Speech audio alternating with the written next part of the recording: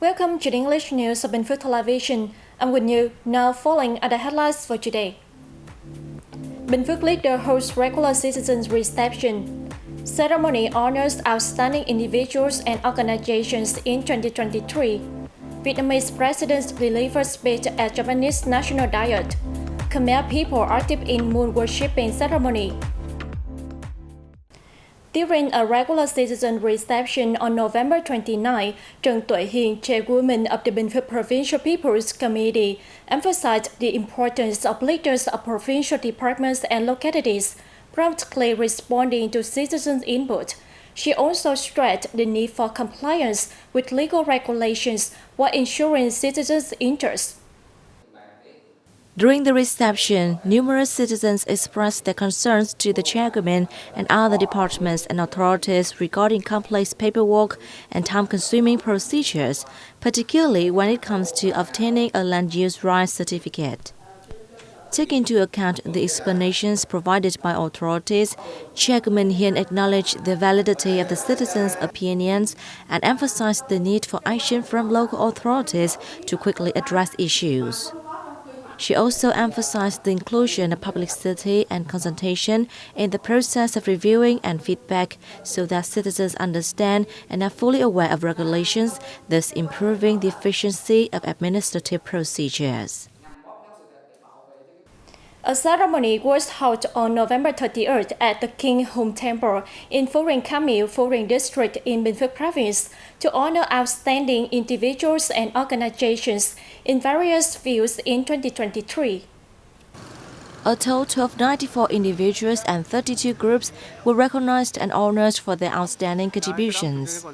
They symbolize a new generation characterized by courage, knowledge, good health, ambition, and remarkable achievements in their work, studies, research, and participation in patriotic emulation activities.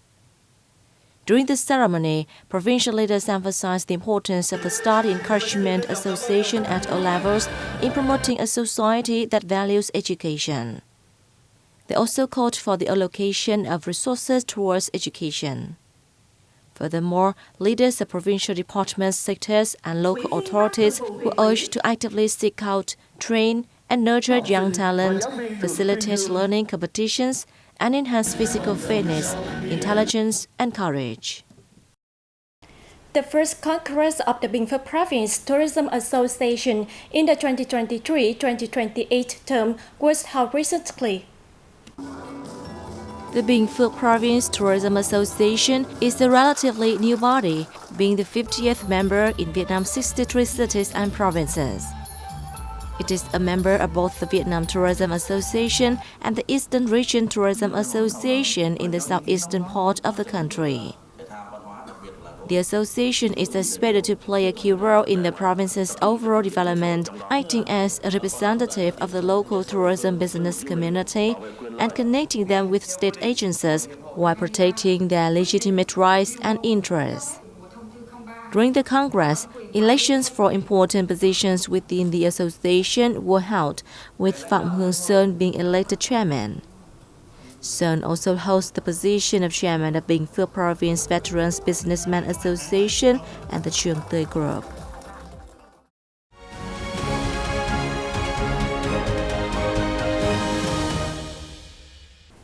The 15th National Assembly wrapped up this session in Hanoi on November 29. More details are in the following report. Speaking at the closing ceremony, National Assembly Chairman Wang Din-Wei said that after 22.5 days of working, all of the working agenda was completed. During this plenary session, the legislative body approved 7 laws and 8 resolutions, contributed ideas on 8 draft laws, discussed many important issues, and issued a general resolution of the session. A vote of confidence was conducted on 44 officials holding the positions elected or approved by the 15th Tenure National Assembly. For the first time in the 15th tenure, the Prime Minister, all Deputy Prime Ministers, 21 ministers and heads of sectors directly answered questions related to 21 different fields grouped into 4 areas, namely general economics, macroeconomics, sectoral economics, socio-culture, and judiciary matters, internal affairs and state audit. Vietnamese President Nguyen Phu Trong is paying an official visit to Japan from November 27 to 30th. Let's see how his trip is processing. Vietnamese President Nguyen Phu Trong delivered a policy speech at the National Diet of Japan on November 29 as part of his ongoing official visit to the East Asian country. He reviewed the past 50 years of the friendship and cooperation between Vietnam and Japan, and highlighted major visions and orientations to effectively implement the comprehensive strategic partnership for peace and prosperity in Asia and the world. Vietnam is resolved to work together with Japan to build the relations of sincere friends and reliable partners, strategic cooperation and sustainable future, he affirmed. In his remarks, Speaker of the House of Representatives Nakaga Fukushiro called the Vietnamese president's delivering the speech before the National Diet a hallmark in the bilateral relations, and emphasized that Vietnam is an important and irreplaceable partner of Japan, and that the Japan-Vietnam relationship is at its best ever. On this occasion, President Thuong and his entourage visited the National Diet Library, one of the biggest in the world. President Nguyen Phu Trong and his spouse on November 29 attended a gathering and joined a breakfast with the Japanese families that used to welcome young Vietnamese during youth exchanges between the two countries. President Thuong, who used to take part in such programs, said those practical and meaningful friendship exchanges have helped young Vietnamese promote their understanding about and love for Japan as well as the hospitable, sincere, and kind Japanese people. Expressing their delight at meeting the Vietnamese leader and his spouse, the Japanese families said they are impressed that Thuong still cherishes his memories of the time he spent in Japan in the past. Deputy Prime Minister Trần Lưu Quang has signed a decision approving a program to develop 1 million hectares of low-emission, high-quality forests in the Mekong Delta through 2030. This is part of Vietnam's efforts in realizing its commitment at COP26 for net zero emissions by 2050. The plan aims to apply sustainable farming process to increase value and enhance sustainable development of the rice industry and improve production and business efficiency, income, and life of rice farmers. It also targets to protect the environment, adapt to climate change, and reduce greenhouse gas emissions, with a view to making contribution to implementing Vietnam's international commitments on climate. According to the General Department of Customs, in the first 10 months of this year, Vietnam had exported more than 7.1 million tons of rice, equivalent to nearly $4 billion, up 17% in volume and 35% in value over the same period last year. According to the Khmer beliefs, the moon is considered a deity who governs the weather and assists in creating favorable conditions for proper harvest.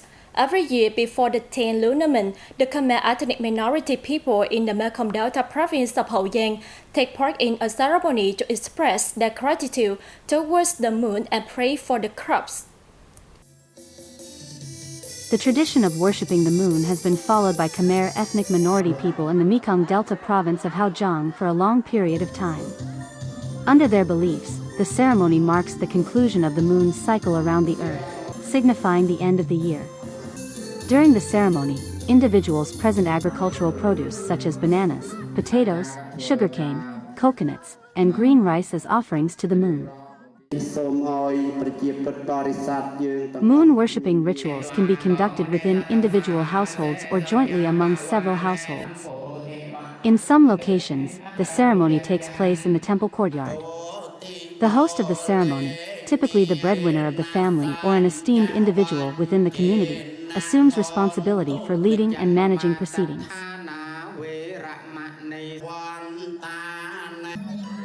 Following the worshipping ceremony, offerings were distributed equally among participants. Everyone then engaged in dance and song, immersing themselves in the vibrant and festive ambience beneath the luminous radiance of the full moon. That's all for the news today. Thanks for watching BPTV News. Goodbye and see you next time.